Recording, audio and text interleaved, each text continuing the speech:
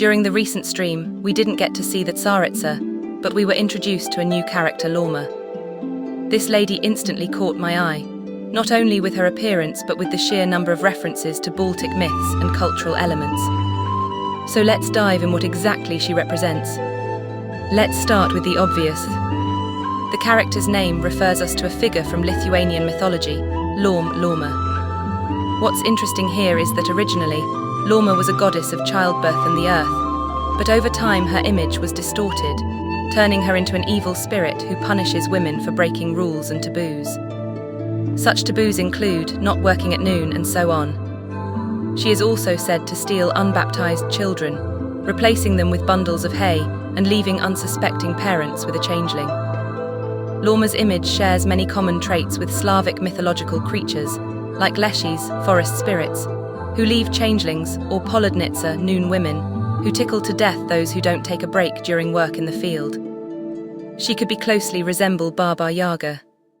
In some folktales, Lauma is described as a witch flying across the sky in our case, depicted in the form of a centaur. Both Lauma and Laum have dual natures, they can either help or harm people. Just like her Baltic counterpart, Lauma lives in the forest, often near water and stone formations. So is the image of our theory becoming clearer. It's possible that among the children of the frost moon, just like in the temple of Yi and Miko, only women are allowed to serve, though that's just my hypothesis. And now for the most intriguing part. Many know that spirits and supernatural beings in Slavic and Baltic folklore are often characterized by exaggerated physical features, gigantic height, and absurdly large primary sexual characteristics. Another distinct trait of such beings is nudity. It serves to emphasize the contrast between the human world, where covering oneself is the norm, and the other world, where nudity is natural. In many folk beliefs, to escape from evil spirits, travelers were advised to turn their clothes inside out or strip entirely, so the otherworldly creatures would mistake them for their own. In myths, Laum is often portrayed as a naked woman with large breasts. So it seems the Hyperoreia team made their character as close to the folklore canon as possible.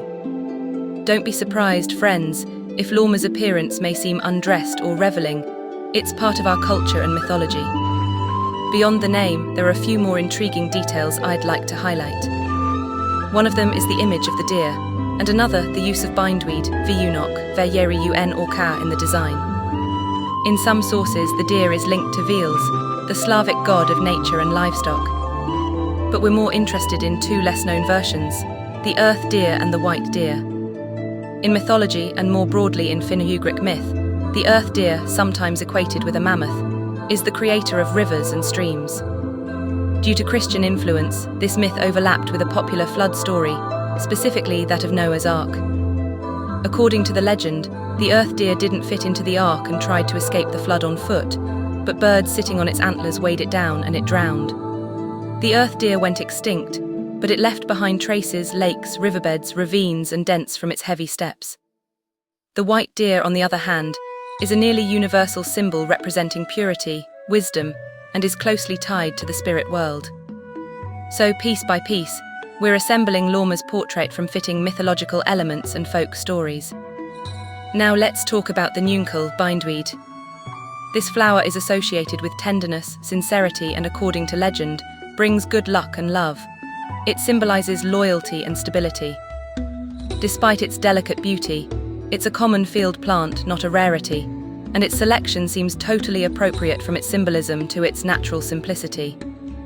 Bindweed is familiar to many, you can easily find it even in cities. It represents naturalness, closeness to nature, harmony, and a lack of artificial pomp. What other flower could be more fitting for a spirit of nature? Lauma is a priestess, and at her core is a strong feminine figure, deeply intertwined with nature. Now let's talk about the moon-Lauma connection. Beyond the common association of witches and spirits with night, and of rituals with lunar cycles, there's another detail worth our attention. Slavs, like Balts, according to some sources, did not worship specific gods, but instead revered nature itself. Hyperoreia interestingly plays with this concept, making the moons literal goddesses, so again they're following the canon. Ritual of the children of the frost moon. It's no surprise it takes place in water, an element deeply connected to the moon. Lauma uses a ritual knife, a common tool in pagan rites, and draws her own blood.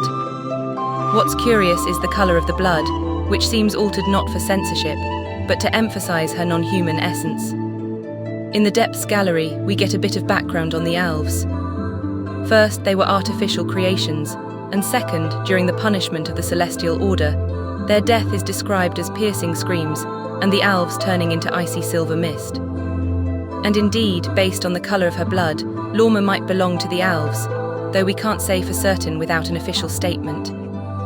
She also refers to herself as an heir of Hyperoreia, and surprisingly, Ho-Yoverse used a real name this time. Hyperoreia is a mythical Slavicarian land, also referenced in ancient Greek mythology. This place is considered the home of the white race, a birthplace of wisdom, and a land of abundance and longevity. In Teyvat, it seems, Hyperoreia became the homeland of the elves. Again, look how beautifully the concepts layer both in the game and in Scandinavian mythology, from which the light elves, came. These beings possessed eternal youth and unique powers. But again, I urge you not to make definitive claims.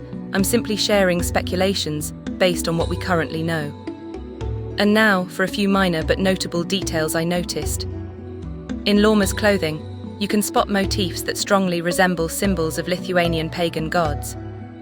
On the hem of her dress, behind the moon symbol, you can make out shapes that resemble a mix of Bereginia symbols and earth patterns, and below that, a design reminiscent of a protective water divider motif.